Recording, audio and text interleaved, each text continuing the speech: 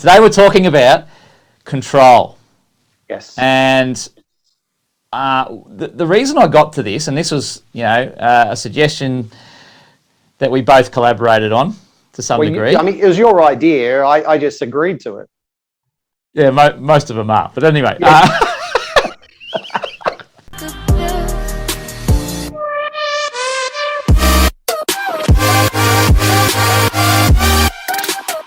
G'day everyone, Pete Techman Coman here for another exciting episode of The Tech Effect. And the man of the moment, the one that you've all been waiting to hear from, the other guy, Mark, the bearded tech skin. Welcome, Mark. Drum roll, please. G'day, Pete. How are you, mate? Fantastic. It's warming up over here in New York.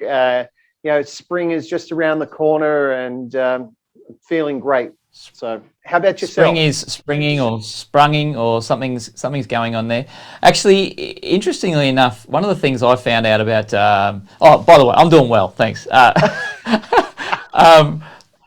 Interesting, the thing I found that I love about the States is like Australia does seasons like to the date, right? It's like the 1st of June, it's winter. Yeah, but the States does everything by the solstice. Correct. So and you know what? That most people I asked in the States, so when does winter actually start? I don't know. 22nd. Winter starts on the 22nd of December. It's 22nd December, and then when's summer? 21st, 19th, something like that of June, something like that. And they all go, about there somewhere. So not in Australia, mate. We make it easy because we're super duper lazy, right? So it's like just don't make it hard for us. We're on the first of the quarter, so it's. Well, they do it. They do it the hard way over here. Also, I mean, they still use the imperial system rather than the metric system, right? So everything's so much more difficult. Like to remember these dates. Not get started. Don't get me started. Don't get started on the imperial system. It's. I think there's not many other places in the world that are still using it, is there?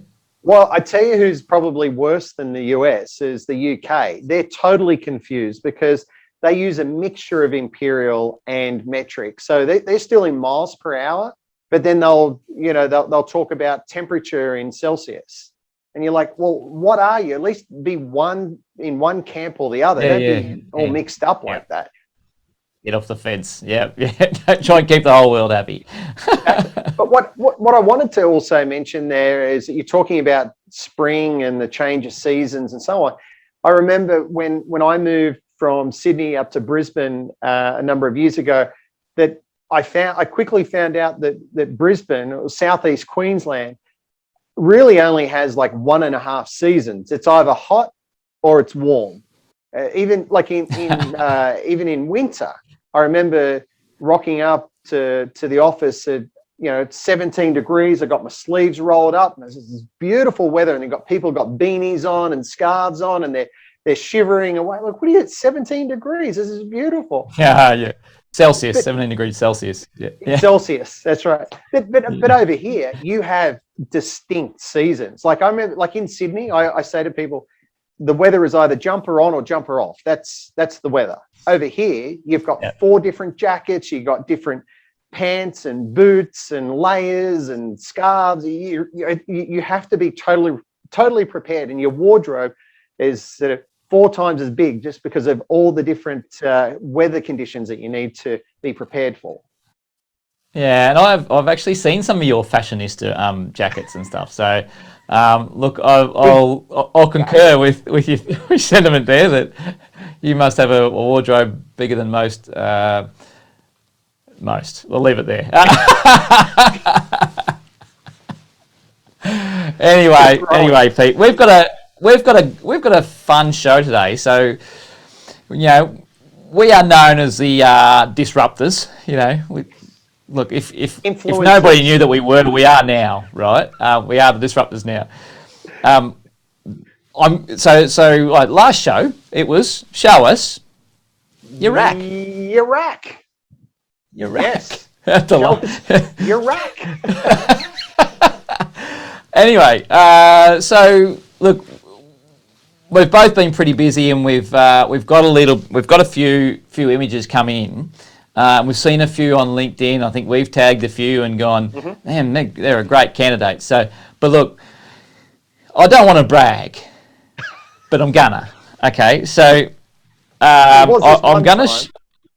There's this one time. So as we discussed last week, we did say that it was one of the things that we're working on in our business is making sure our rack work is on the constant improvement. So I just want to show you. This is a show us your rack from us, from the big picture, and I'm going to show you now. Make sure I go to the right input. That will be a good idea. You ready for this?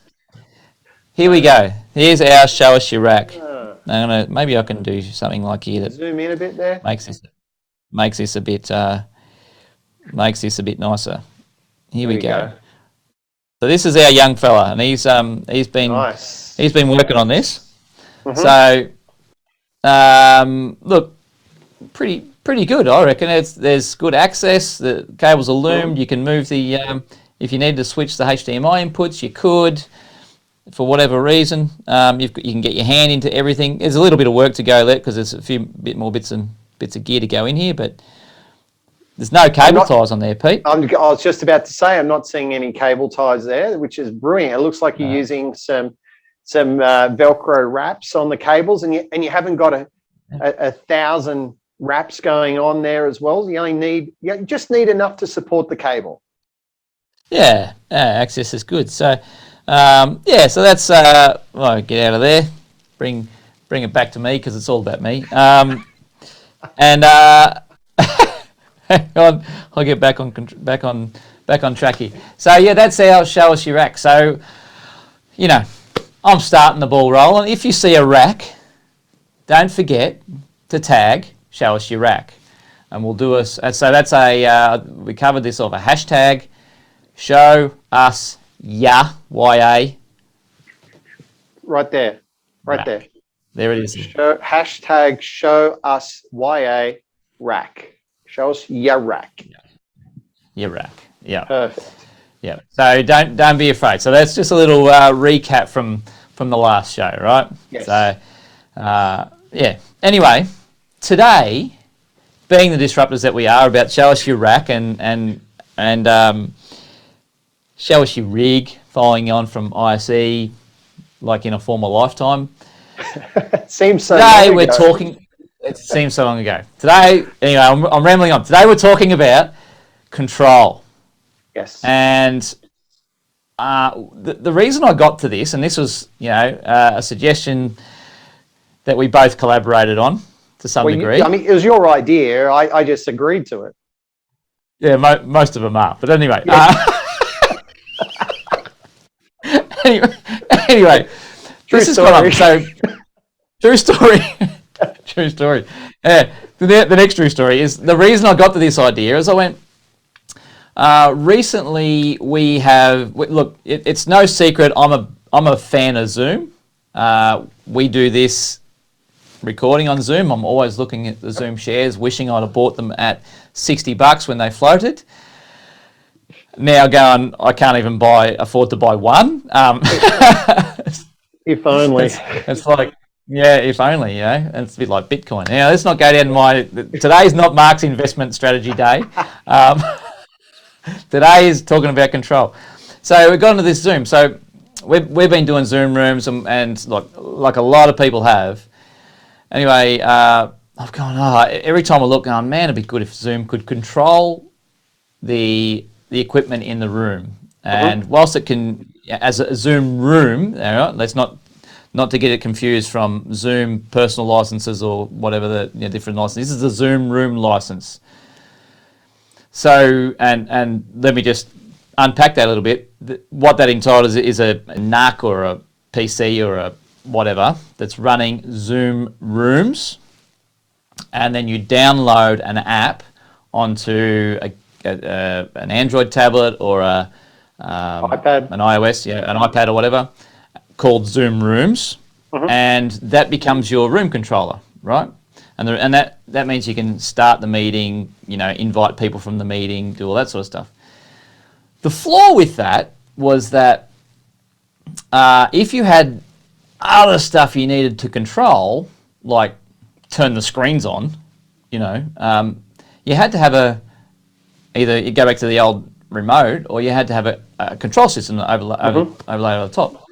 And I don't know what your experience has been with it, but Zoom locked it down pretty tight. So for the likes of Crestron, they had to download, they have a driver that would load into the Crestron, the Zoom driver, and then when they went to Zoom, it would open up, flip to a page, and you had exactly the same Zoom Room app. And so the benefit of that was, didn't matter what control system you're on, the Zoom Room app control was exactly the same. So that was a good.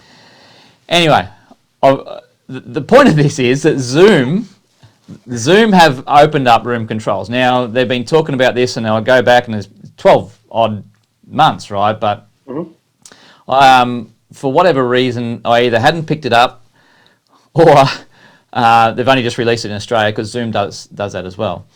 And what they've done is open up this the ability to upload a JSON configuration file. So if you've got a half-handy software developer, probably a lot of the Crestron guys can talk JSON. Anyone that can do Java and all that sort of stuff can talk JSON. I think it's, if you're a software guy, that's pretty standard stuff, right? Yep. So you can upload a JSON configuration file into your Zoom. You enable it on your Zoom account online, and all of a sudden you've got this little button down the left-hand side that says Room Controls, and you can open up that, and you can turn your displays on and off. You can switch sources on your displays, drop screens. You can run, and the focus is around running global cache or global cache, depending on who you're talking to, units. So it's all IP, and you could trigger a 12-volt screen, a screen to drop down and do all that sort of stuff. So that got me thinking about where the control world is going, because what that means, for us, we sit there and go, man, that's probably knocked 10 grand out of a control system that's not required anymore, out of a standard boardroom, right? And now it's just running a iPad for the control, and a NUC, and the NUC is getting handled by IT, right? So we come in and put in our SMIC mics and beautiful displays and do a JSON configuration file, and hey presto, that's changed. I mean, for me, I was really excited when this happened, right? Because I was even more excited when our guys were able to write the file, and it didn't require a third-party programmer that we're paying $150 to $300 an hour for. And so where's this going? And I thought, Pete, it made me think about what control systems are out there,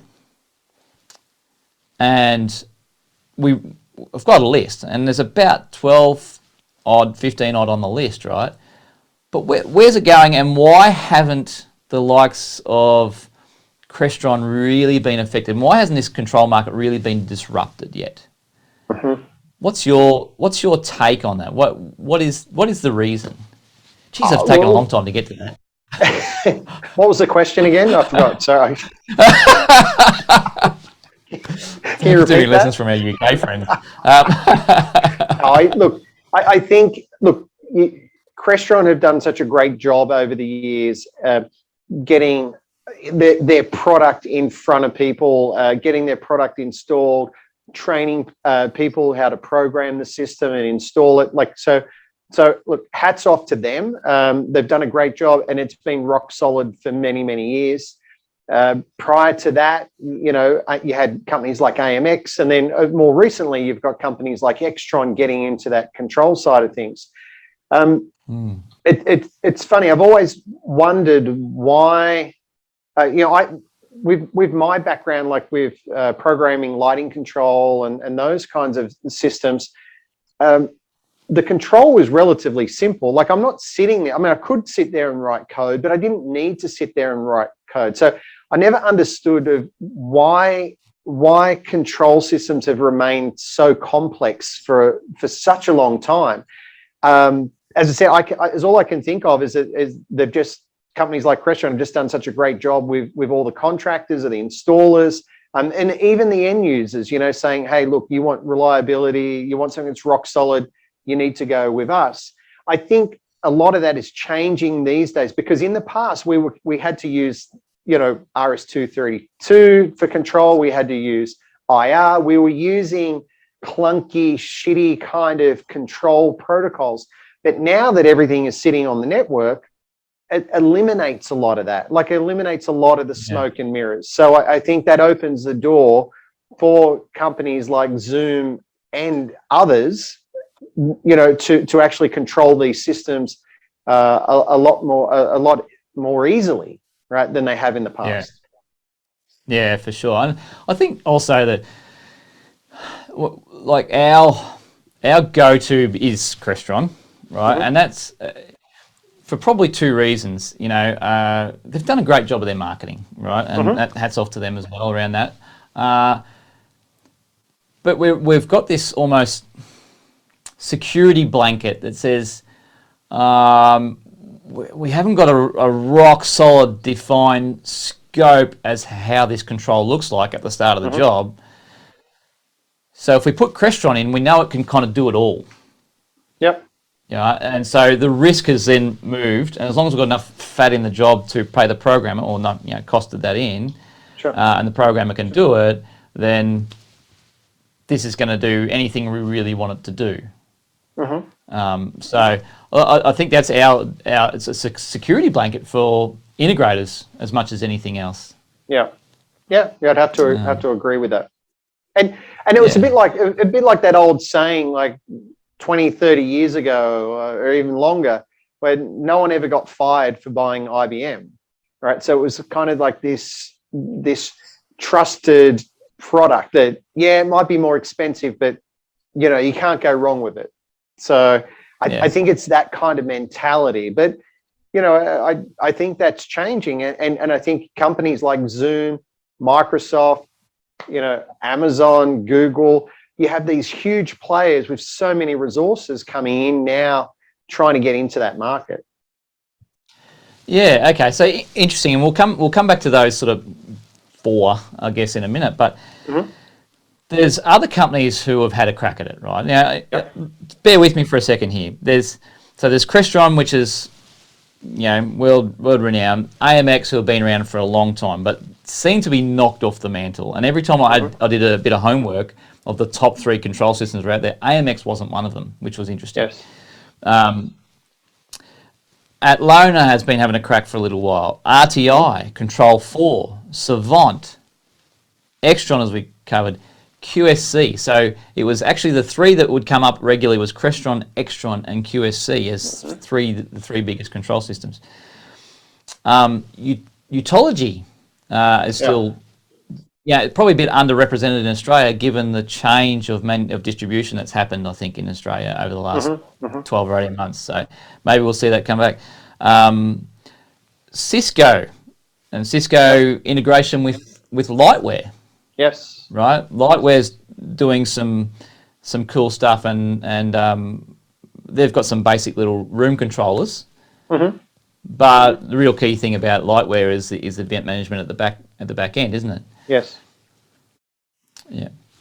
Now, so I look at all those companies. I mean, they all have a place. So obviously, you know, I mentioned your big players, your Googles, your Amazons, Microsoft's, Zooms, but then, like you said, you throw Cisco in there as well. They've got their Touch 10, and obviously that is designed just to control their equipment, their video conferencing solutions. However, you throw a box in there, like one of these Lightware boxes, and suddenly you open it up for additional control of the space. So you know, so that becomes, you know, a player. But I think the only thing with that is that, you know, I'd like to see some stats, but the feeling that I get is that there is a decline in the Cisco product being rolled out, with a preference for Zoom and Teams. So I think that'll be less prevalent. And look, the other one we spoke before the show that Microsoft were having a crack at control a number of years ago. For the life of me, I can't remember the name of their solution, and I haven't heard about it. Like, it hasn't sort of popped up like in the last 12 to 18 months, but there was always this talk about, Microsoft coming in and doing a similar control. So I'd be really, really interested to see now that Zoom have their control. Normally Microsoft, with their Teams product, they're kind of looking over their shoulder all the time. What's Zoom doing? Oh, we need to do that. And they counteract it. So they end up being very similar products. Yeah, they're having a very big David and Goliath fight really up there, aren't they, at that end of town? Absolutely. So but there's a heap of other ones, I suppose. The Front Row in schools, Jed, Joey's, and there's a couple of other ones like Neats and Reacts from Aurora, Paul Harris, right? So one of the things I love from my understanding of the Reacts product was that it's all Java, and so you can write, anyone who can write Java can then just go and make it do what it's like, and with a HTML5 front end, I think. So ultimately it becomes this panel for $100 or $150. That's the controller, and you just write all this stuff in the back end. So I don't know why those ones really haven't that sort of full customization. And then to add to that, we've got Barco's Overture, which has been canned. Yeah, we got notification from Barco towards the end of last year. It might have been November last year. We were talking to Barco about the product. We were looking at they were doing demos for us. I mean, on the surface, we never deployed it, but it looked like a pretty good product from the outside. And we were going, okay, well, we'll get a little bit more interested in this. And then a couple of weeks later, after doing all the demos and spending a bit of time around the product, they said, we're not developing it anymore. So I don't know if they're trying to sell it off and someone else pick it up, but it was disappointing because Barco is a big player in the AV market, and it was just disappointing. We want choice, we want competition, but for some reason they just believe that they weren't getting. It seems like they believe that they weren't getting the traction that they were expecting. The take up over a couple of years, it seemed like the corporate take up was not enough to justify moving on. So it's sort of for a company like Barco, who's got big dollars, probably massive marketing dollars. I'm assuming that they couldn't get traction in that spot in that thing. You would have thought that they could throw some money at it and really start to, and it would be a longer term play than 2 years, I guess. Because it did look pretty good, but yeah, I agree. Money's in the model. Maybe the model wasn't right or something. Don't know, but it is a crowded market though. Typically, like you said before, when we think of control, we're really thinking of Crestron. In the past, we may have thought of AMX. Obviously, QSC with the QSA system is really gaining some traction. You may think of Extron, but with all the players in there, it's pretty tough to get that market share, as some of these companies have found out. They're very niched, a lot of them though. Some of them have really niched into their area. Like you look at Control 4 and Savant, they're really focused in on Resi. Yeah. They're really not going. The other one I think is interesting is RTI. Now, I don't know what you think about RTI. To me, look, they've been around for a long time. They had some rocky roads there a couple of years back, 3 or 4 years back. I believe the owner of RTI died, and so they've had to really put some management structure in place. But right now, to me, I don't know where they sit. Are they a commercial product? Are they a Resi product? Are they all things to all people? And I don't know. What's your take on it? I just think they're a bit lost. They're struggling for identity. Yeah, look, I never really never deployed an RTI system. In my mind, it was always more of a Resi product as well. When I think of RTI, I'm thinking more of universal remote controls. I never Yeah. I never saw it as a competitor to someone like Crestron. Yeah. Like you said, a lot of these products and solutions are very nichey, and that I thought that always, it just felt like a Resi product to me. And nothing against RTI and their solution, but it was just it was just the impression that I got every time I looked at their products on their stands at the trade shows. But here's the thing, Mr. Consumerization. Why can't it be a commercial product? I mean, you're always talking about this consumerization. No reason. I just think that certain products or certain companies kind of get pigeonholed in a certain way that is the application, and it's just unfortunate. Very much like Control 4. Yeah, like Control 4. I mean, I've seen it deployed in hotels around the world. Like that's not Resi. I mean, that's a commercial environment. But once again, I think it's just maybe the marketing maybe behind it, sort of pigeonholes them into a certain category. Yeah. Okay. Fair enough. Okay, so we're speaking of consumerization. It was a great segue there. I was actually able to put you on the spot. But anyway, the big four, as we said before, there was Google, Amazon. Now I forgot the other two. Microsoft and Zoom. Was it Zoom? Yep. Yeah. Yep. Yeah. And it's probably the first two really. It's Google and Amazon, right? Now I had a friend of mine ask me not that long ago, Mark, I want to do a smart home. Mm-hmm. So what do I need to do? And I'm sitting there going, well,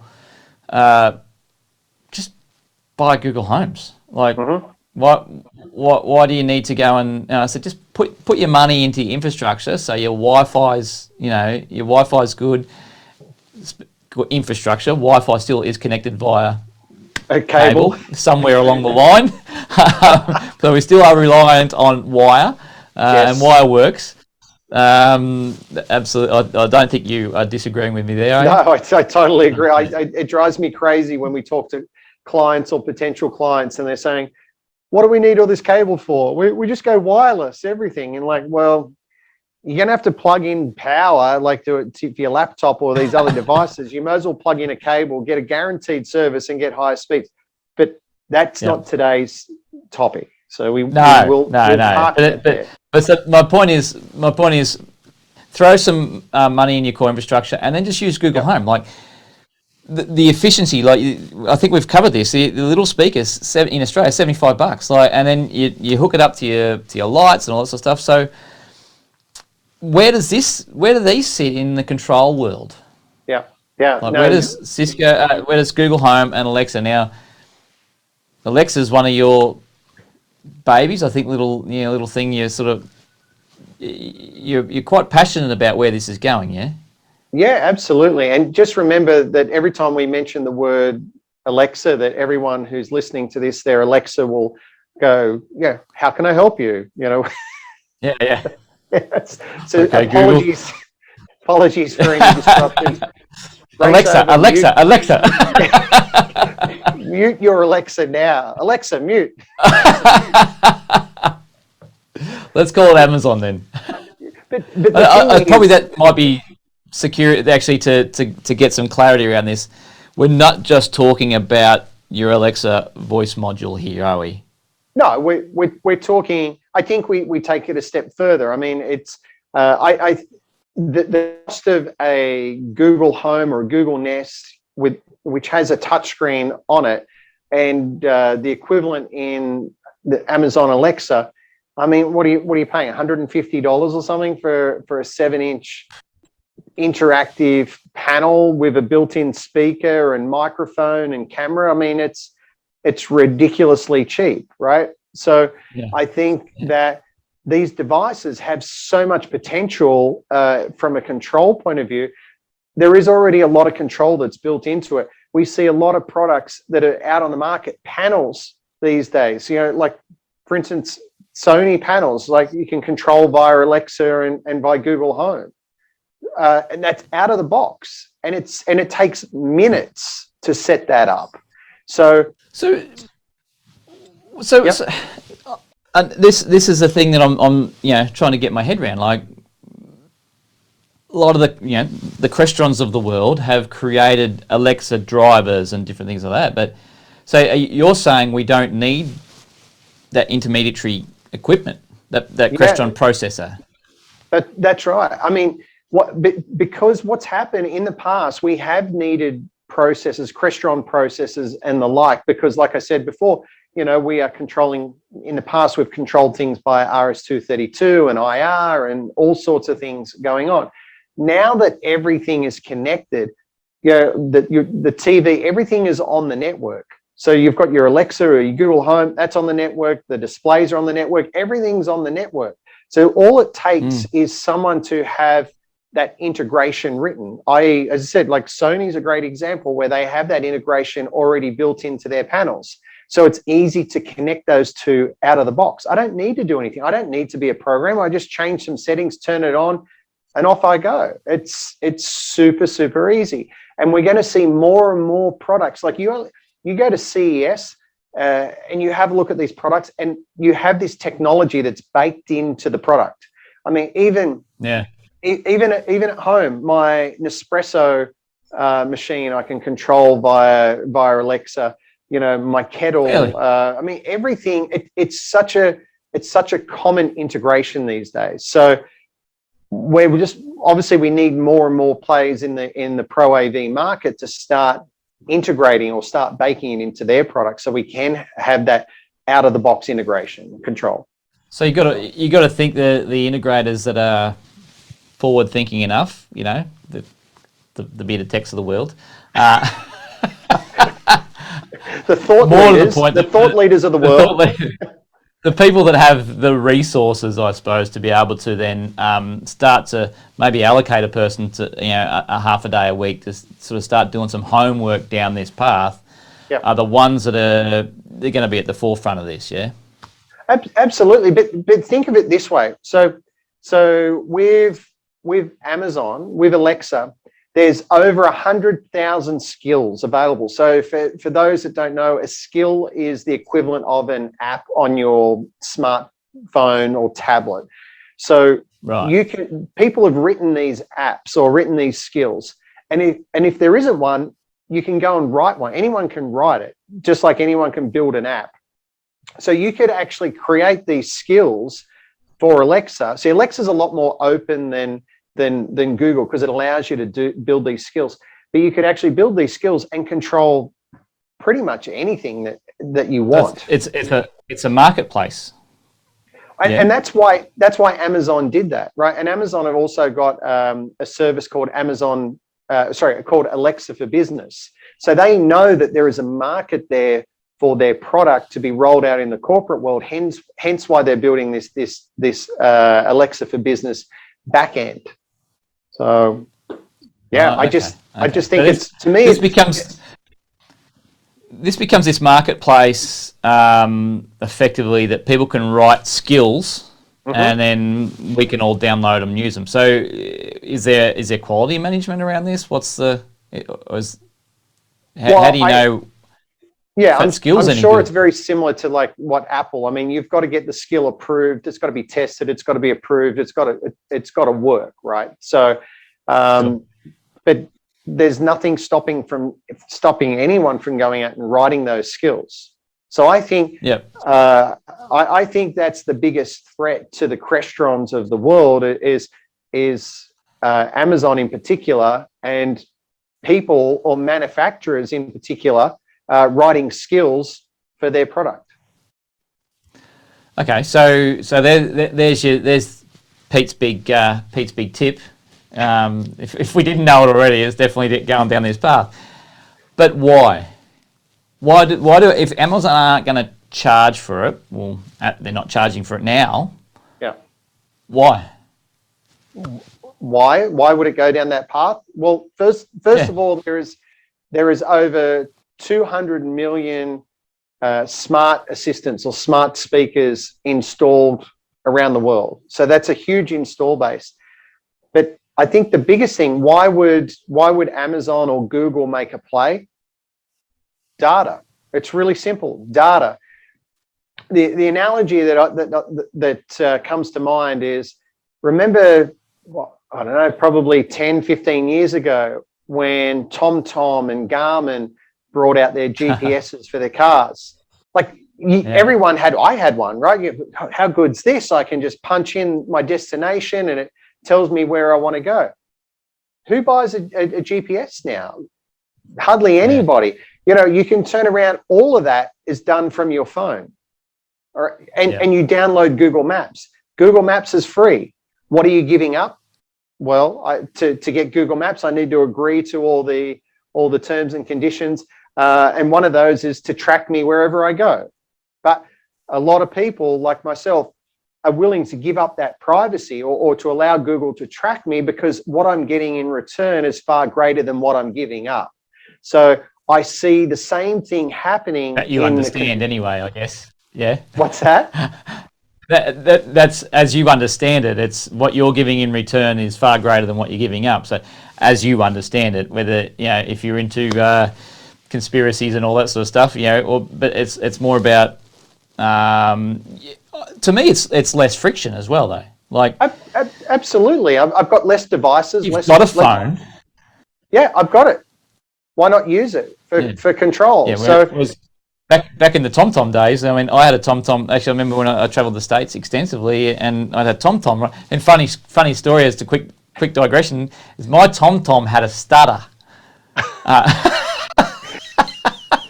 On purpose, you actually chose a voice or something with a stutter? No, it had a stutter. So you'd sit there and go, it'd be just running this map and blah blah blah, and turn right, and then go turn right at the roundabout. And we and the missus, we were sitting there, we cracking up, going, Tom's got a stutter. I wonder if they put that in there purposefully, But the friction, and then so 12 months later we come back, and all of a sudden Tom, as we dubbed him, not Tom, it's just Tom, Tom with the stutter, is out of date. And now I'm going, okay. So now it's like, I've got to download the maps. Oh man, they want to charge me $140. Yep. Screw that. Yeah. So the friction of that is part of it, and that probably comes back into that world of control. That's what I'm saying. So I agree. Yeah. So less friction, and obviously the cost. The cost is huge. So if you did the equivalent, say in a Crestron panel or something similar, you're probably paying 10 times as much. I mean, you've got to pay for the panel itself. You've got to pay for some sort of processor to be able to control the devices. And then you've got to pay someone to program it all. So it's at least 10 times the cost, if not more, to go with a known entity, a control solution, versus something like Alexa or Google Home. So, and price, a lot of the time price is king. I really believe that control will be free. All these systems will be free, because the amount of data and information that Google and Amazon will be collecting is mind-blowing. I mean, just as it is, you imagine how much information they actually collect from your home, right, every single second. And then, so there must be a huge interest for these huge companies to actually get their product out into the corporate world. Be interesting to see how that really plays out, I guess. I suppose if I think about some of my clients and I go, okay, some of these are high-end schools, K to 12, the grammar schools and all that sort of stuff, right? And so they've got to open up their network effectively to potentially, depending on how locked down they've got their network and their firewalls, to even just be able to hit that site. Because I'm assuming you're going to have the cloud account and the processing is actually up there. So correct. We're using Amazon's processing ability, which is infinitely more powerful than this little processor we've got here that drives your RTI, your AMX, or your Crestron, or whatever else, yeah? So there's going to have to be a big mindset change, not just in the AV space, but also in the IT space. Yeah, but I mean, security, it is vitally important to all organizations, and the bigger the organization, the more important it is. Look, I mean, but people, this is the funny thing, right? Like, so people talk about security. Every day you trust, there's basically two services that everyone uses. They either use probably three. They're using Google to store information in their data. They're also using Microsoft as well as another big player in that area. And they're also using Amazon, right? They're the three big players in the cloud market. We already trust all these businesses, banks, and government organizations trust these companies around the world. They already trust them. So how hard would it be to get these devices on the network? It's a trusted source already. I just think it's a no-brainer. The notion of security, or the idea that security is the barrier at the moment, I don't believe it is. I don't believe it is. You wouldn't trust these companies with your data if they weren't secure. So if they can do that, well, I guess. Yeah, I guess. I mean, as you've just said that, like a lot of my clients are using the Microsoft 365. Okay, well, where's that data stored, right? So it's over in the Microsoft Azure, or whatever it's called. Yeah. So Azure, if they can trust Azure that, is the authentication. Yeah. So yeah, it really just becomes back to the mindset of the people within the space. Yeah, and the other thing that I think is a non-event is when we're talking about security with these devices, it's like, oh, I don't want it listening into me whilst I'm at work. Well, hey, stiff biggies. We've got them installed at home, right? Where's your phone?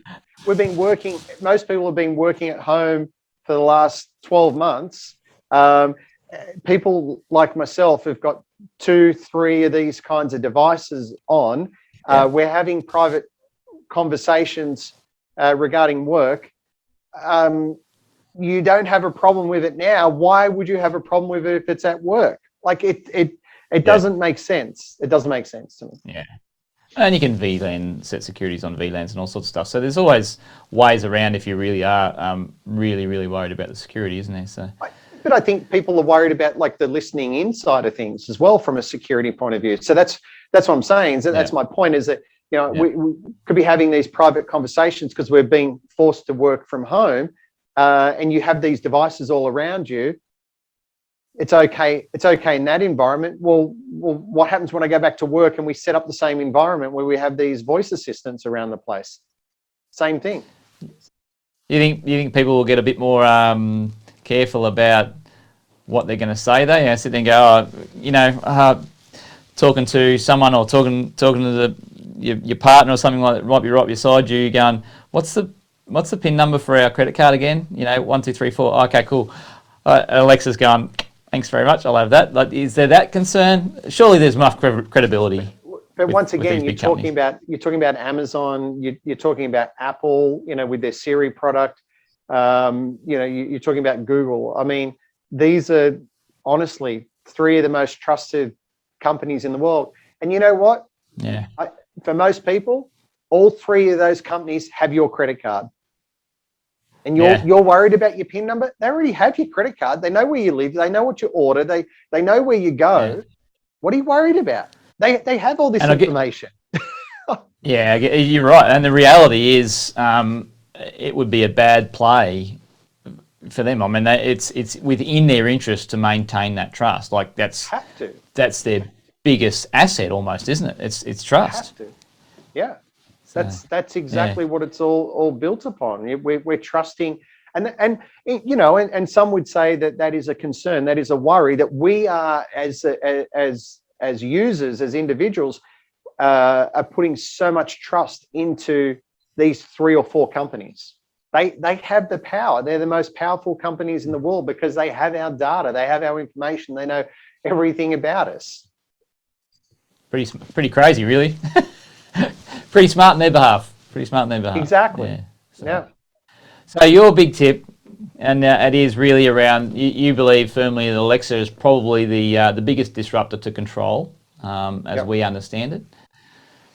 So what about the audience? I wonder what they think. We put it out there. It's funny. I know that every time I talk about this, there's always people that are sort of talking about privacy and so on. I get it. There was a guy recently on LinkedIn saying about privacy, and I get it. I get it. We should protect ourselves. We should protect our data as much as we possibly can. I get it.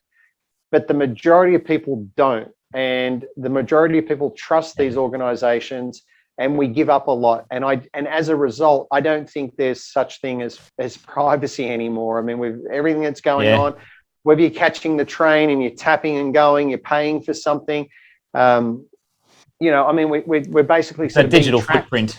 Digital footprint. Yeah. I mean, it's massive, right? And you're talking about like people getting concerned about having these devices, say at in the office, or worrying about listening to our conversations. I mean, remember when cameras first started getting rolled out in Australia on public transport and in buildings and things like that, or even take it back even further. This is showing my age, but when ATMs were first rolled out, there was people skeptical about using their card and putting a PIN number in and getting cash out. And then it was internet banking. Oh, geez, I'm not gonna put my details on and access my bank. That's not secure. Yeah. And then there was online shopping. Oh, I'm not going to buy anything online because my credit card details. Wow, where are we today? Where are we today? Yeah. Like, who goes into a bank? Yeah. Like, you pay for everything on credit card. Yeah, that's right. And look, interesting enough, I've noticed. I only noticed it in the last couple of months, and we've certainly digressed from the control thing. But it's really around security, and that when you go through Woolies over here, Woolworths, which is for those outside of Australia, people. This is the fresh food people. This is a supermarket like in the States. You've got Walmart and Publix and all those Kroger's and stuff like that. When you do the self-serve, I didn't realise until I was sitting there looking at it when my kids have got swiping it now. They all love swiping it, right? And then they love swiping Dad's card. There's a camera on you, and smack bang right on your face, and you're going, I had no idea. And this stuff's happening whether we like it or not. I mean, facial recognition cameras, number plate recognition cameras. Yep. Whether we know it or not, we have got a footprint bloody everywhere.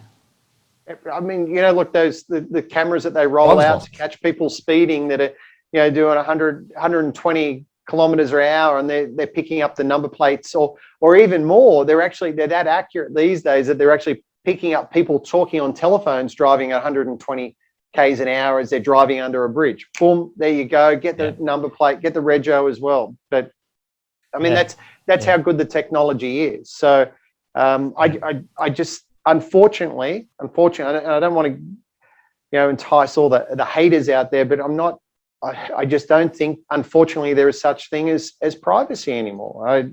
We are being tracked, but yeah. It's a bit of a digression from control. However, it's one of probably the biggest hurdles that has to be jumped for this to happen. That's right. That's the thing. It leads into that, right? Because that's the thing is that people, I mean, maybe one of Crestron's plays were, if someone said, well, why wouldn't I use Alexa or Google Home instead of your product? Well, probably the first thing they're going to say is, oh, it's not secure. It's recording your conversations. The information's going off here. We control it all. We keep it all local. We don't need to send it anywhere.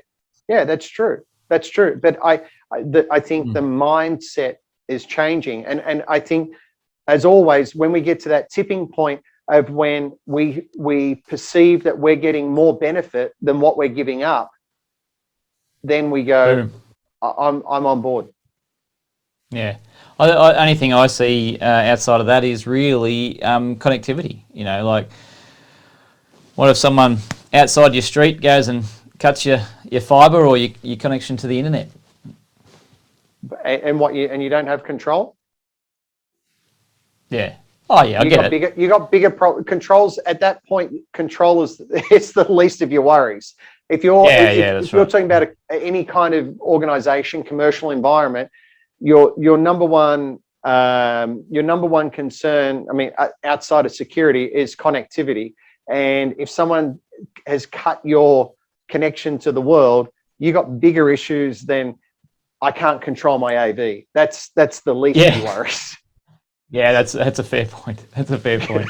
Yeah, absolutely. I hear that argument a lot, right? And I just go, what's wrong with you? Like the data, these people can't, cost millions of dollars per minute, or that every time that their business is down, the last thing they're worried about is their AV systems or any other system that's really connected. They need their PCs back online.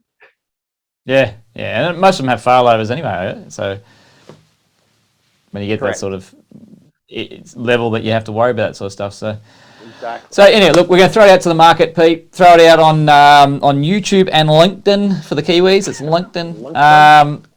We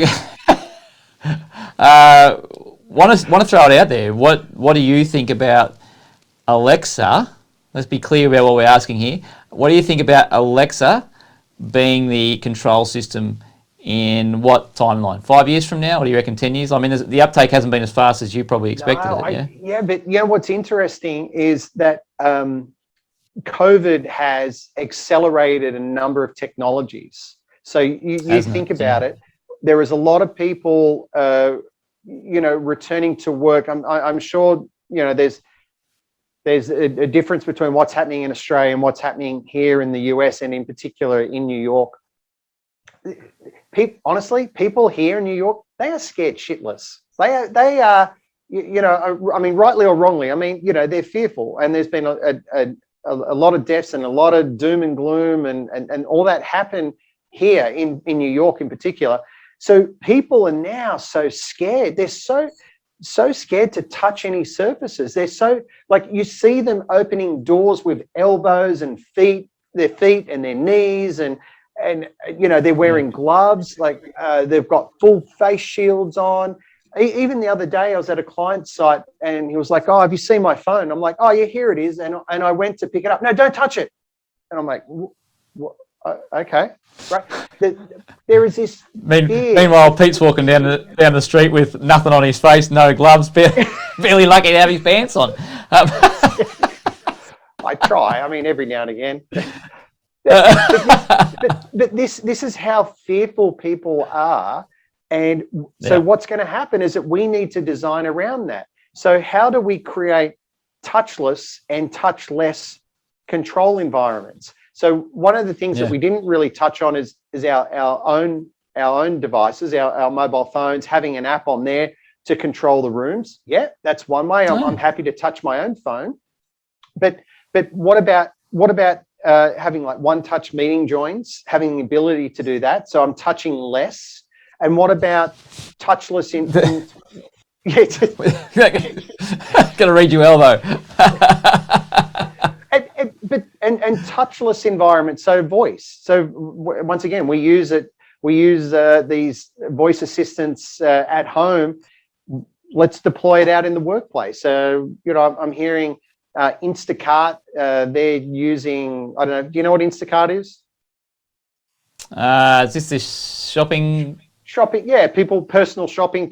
You place your order with Instacart, people go to the shop, pick it up and deliver it to you. Yeah, that's right. Apparently Uber for shopping, yeah? Yeah. They're deploying voice control, voice assistants in their meeting spaces. That's all it takes. It just takes someone to take that initiative and show the people that it works for it to be picked up. So long story short, to answer your question, when do I see it? I see it take up in the next 12 months. And I'm not saying it's going to be, I mean, as far as we're starting to get momentum, like you get one company that's doing it, and then the rest will follow. No one wants to be that guinea pig. So I think that in the next 12 months, you'll slowly start to see, this takeover of these control systems. I said, not necessarily in complex spaces. Let's frame it. It's only early, right? relatively simple kind of meeting spaces, and these rooms are getting simpler, by the day. So you'll start to see more of a take up 2 years from now. I think 3 years from now, I really believe it'll be the standard. Yeah. Okay, well, that's a big call. So what do you think? What does the world think? Throw it out there. Throw it on our LinkedIn channel and our YouTube channel. Actually, don't put it on the YouTube channel. We don't check it. Put it on the LinkedIn channel. and we need a hashtag for this. People, we're going to call it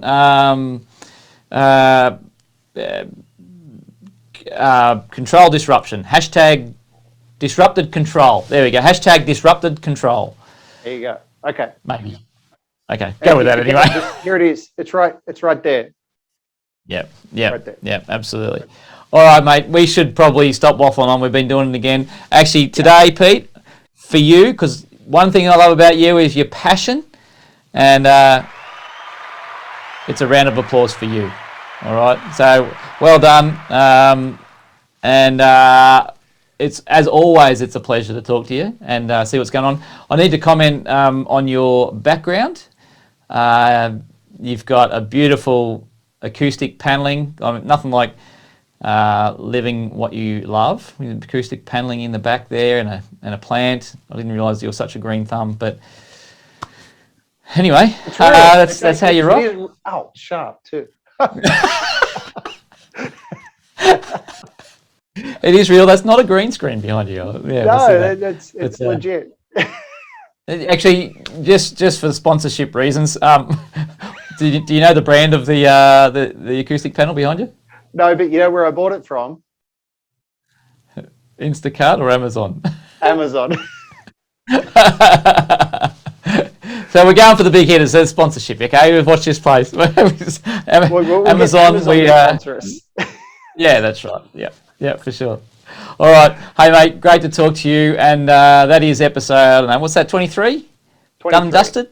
Yes. Yeah, all right. Yes. So tune in. You can see us on LinkedIn's where we normally hang out, YouTube, Apple Podcasts, Spotify, for a beautiful bit of listening when you're on your drive home. I don't know. We probably haven't turned this into an ebook yet, but jeepers, that'd be some long reading. Aren't you a pre-author? A pre-author, yeah. Well, I'm actually going to change that on my LinkedIn. I started writing a book. I got about because quick story. There's about 30,000 words to a book, right? To get into a book, that's what you need. I got 8,000 to 10,000 in, and went, I actually really don't believe that I've got this right. And I'm going, pushed it over there. So, I was pre-author because I was writing a book, but then I scrapped it. So now I'm the pre-author who scrapped his book. You could write about that. Yeah. I'm not sure I have enough words. That'll be it. One line, the end. Anyway, Pete, great to talk to you, mate. We'll talk to you very soon here on the Tech Effect. Talk to you soon.